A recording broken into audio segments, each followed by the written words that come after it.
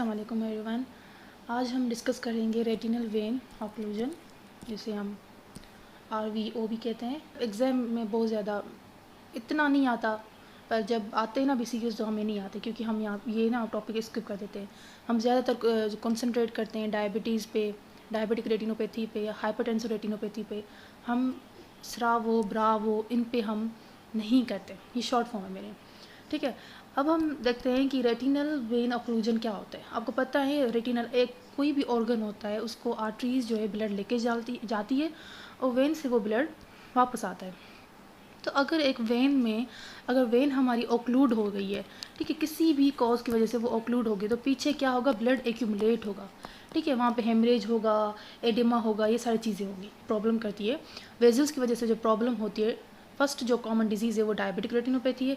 Second most जो होती है रेटिनल वेन ऑक्लूजन होती है, ठीक है। ये बात याद कर लो। ये डिजीज़ ज़्यादातर मिडिल एज्ड और एल्डर में होता है, ठीक है। एल्डर पेशेंट में होती हैं और sudden painless loss of vision हो जाती है, ठीक है। ये बात याद करो। इसके सिम्टम्स क्या होंगे, sudden painless loss of vision होगी। और ठीक है, सो आज हम डिस्कस करेंगे, डेफिनेशन डिस्कस करेंगे इसकी, then types, then aetiology, then risk factor, pathophysiology, clinical features, investigation, management. Next part भी आएगा, उसको मतलब कंटिन्यू ही होगा, ठीक है ना। So what's retinal vein occlusion.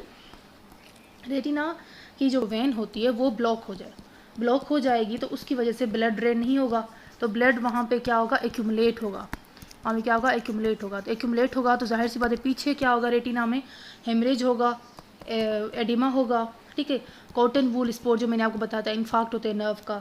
Macular oedema हो जाएगा। मैक्यूलर अगर एडिमा हो जाए तो विजन लॉस पक्की बात है। आर्टरी अगर आर्टरी ब्लड रेटिना तक लेकर आती है, ठीक है ना, और वेन जो है लेकर जाती है। अगर वेन बंद हो जाए तो पीछे पूरा कंजेस्टेड एरिया हो जाएगा, ओके। सो अभी हम रेटिनल वेन ऑक्लूजन के टाइप्स पढ़ते हैं। सेंट्रल रेटिनल वेन ऑक्लूजन इसके दो टाइप्स है, नॉन इस्केमिक और इस्केमिक। स्रावों के दो टाइप्स है, नॉन इस्केमिक और इस्केमिक, ठीक है। नॉन इस्केमिक में क्या होता है कि ये माइल्ड टाइप है नॉन इस्केमिक, ठीक है। माइल्ड नॉन इस्केमिक क्या है हमारा, माइल्ड है, ठीक है।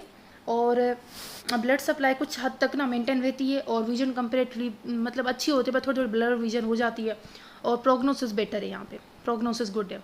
जिसमें ओवरव्यू दे रही हूँ आपको, ये पहले ये समझो, बाद में इनकी डिटेल वीडियो आ जाएगी। इस्केमिक स्रावों में क्या होता है कि सीवियर टाइप है ये, ठीक है। और यहाँ पे ऑक्सीजन नहीं मिलती, बिल्कुल ख़त्म हो जाती, पेशेंट की विजन बहुत ज़्यादा पुअर हो जाती है। पुअर के बाद बहुत ज़्यादा विजन लॉस भी हो जाती है अगर हमने टाइम लीव उसे ट्रीट नहीं किया। तो इस्केमिक स्रावों की वर्स्ट प्रोग्नोसिस है और इसकी जो है गुड प्रोग्नोसिस है, ये बात का याद कर लो, ठीक है। ब्रांच रेटिनल वेन ऑक्लूजन, वहाँ पे सेंट्रल रेटिनल और रेटिना की जो ब्रांच अगर ऑक्लूड हो जाए तो ब्रांच रेटिनल वेन ऑक्लूजन। यहाँ की रेटिना किसी एक ब्रांच वेन में ब्लॉकेज हो जाती है, इसलिए सिर्फ रेटिना का एक सेक्टर जो रेटिना की ब्रांच, फॉर एग्जांपल रेटिना की ब्रांच यहाँ पे जा रही है, वहाँ पे जा रही है, यहाँ पे जा रही है, वहाँ पे अगर एक इसकी ब्रांच ये ऑक्लूड होगी तो वो जो जिस एरिया को सप्लाई कर रही है ना, उसका पार्ट सिर्फ इसके में होगा, बाकी पार्ट सही होंगे। Number 3, hemi retinal vein occlusion. यहाँ रेटिना का आधा हिस्सा जो होता है वो इन्वॉल्व हो जाता है, ठीक है। ये जो आधा हिस्सा है ना वो इन्वॉल्व हो जाता है। यहाँ ये स्रावो और ब्रावो की बीच की ना कंडीशन होती है, सेंट्रल वीन और ब्रांच की बीच की condition hemi retinal vein occlusion होती है, ठीक है। अब समझते हैं ब्लॉकेज होती क्यों है, ओके। सेंट्रल रेटिनल आर्टरी और सेंट्रल रेटिनल वीन लेमिना क्रीबिरोसा के पीछे एक ही कॉमन शीथ शेयर करती है। आपको मैंने बताया था ऑप्टिक नर्व होती है, then optic central retinal artery और सेंट्रल वीन एक ही शीथ में आते हैं, ठीक है। जब आर्टरी में एथेरोस्क्लेरोसिस हो जाती है तो आर्टरी हार्ड हो जाती है। अब for example central retinal artery यहाँ पे बहुत ज़्यादा स्क्लेरोस्ड हो गई है, यहाँ पे रेटिनल, यहाँ पे वीन है, यहाँ पे बहुत ज़्यादा आर्टरी स्क्लेरोड हार्ड हो जाती है।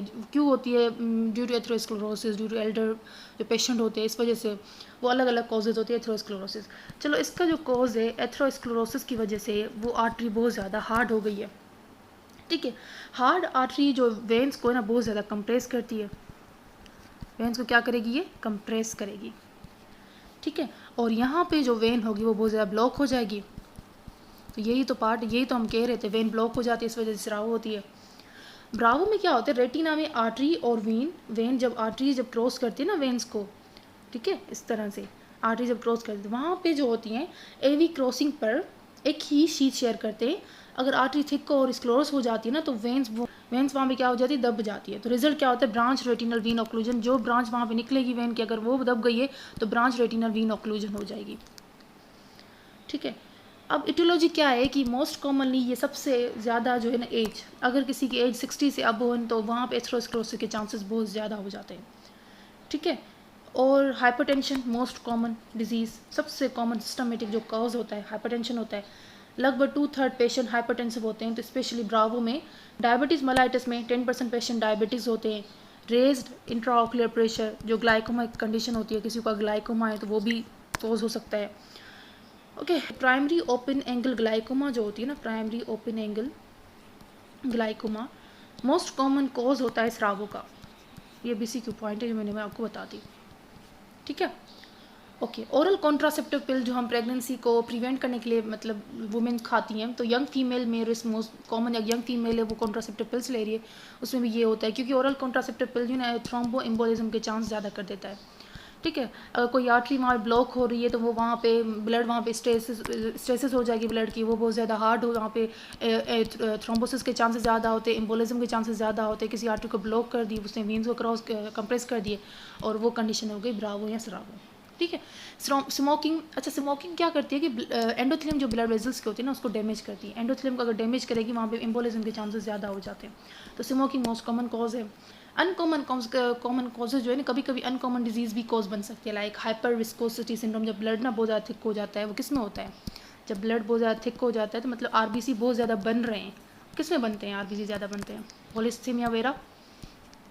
ठीक है, और यहाँ पे EP और अर्थ्रोपोइटिन बहुत ज़्यादा बनता है due to hypoxia and due to any other condition. और नंबर 2 ल्यूकीमिया।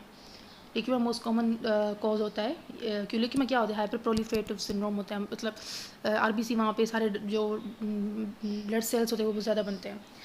थ्रोम्बो फीचर क्या होंगे, यहाँ पे पेशेंट जो है ना sudden painless loss of vision के साथ आएगा। डॉक्टर साहब पता नहीं क्या हुआ है, कल से मेरी विजन बिल्कुल ख़त्म हो गई, मतलब मैं देख ही नहीं पा रहा। डॉक्टर इस तरह से पेशेंट आएगा हमारे पास। ब्लरिंग ऑफ विजन के साथ भी आ सकता है, विजुअल फील्ड डिफेक्ट के साथ भी आ सकता है। अगर मैक्यूला इन्वॉल्व हो जाए तो विजन और भी ज़्यादा डिक्रीज़ होती है। ओके, फंडस में क्या फाइंडिंग मिलेंगे हमें एग्जाम में, मैंने आपको सारे इमेजेस डायबिटिक रेटिनोपैथी के सारे इमेजेस और उसकी स्लाइड मैंने आपके साथ वीडियो शेयर की थी।